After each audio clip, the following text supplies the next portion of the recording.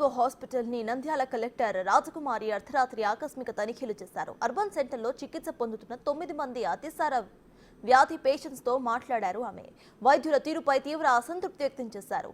అతిసార కేసులో పెరుగుతున్న నేపథ్యంలో ఎందుకింత నిర్లక్ష్యం వహిస్తున్నారంటూ వైద్యులపై సీరియస్ అయ్యారు.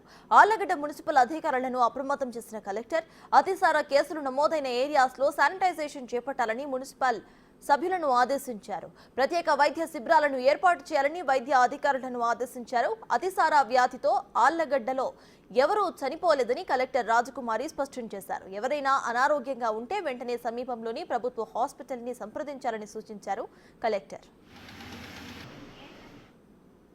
మనకి అర్బన్ హెల్త్ సెంటర్ ఉంది.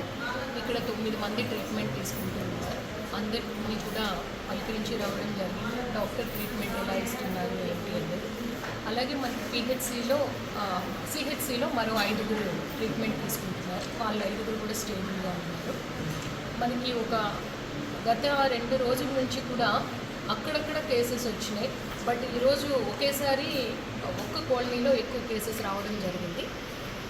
కెమికల్ కంటామినేషన్ అన్నది ఏమీ లేదు, బట్ బ్యాక్టీరియల్ కంటామినేషన్ ఉంది అన్నది మేము ఎక్స్పెక్ట్ చేసుకుంటున్నాం. క్లెప్సియల్లా బ్యాక్టీరియా వాటర్లో ఉండొచ్చు, అందుకనే మనకి డయేరియా అన్నది వచ్చింది అని చెప్పి.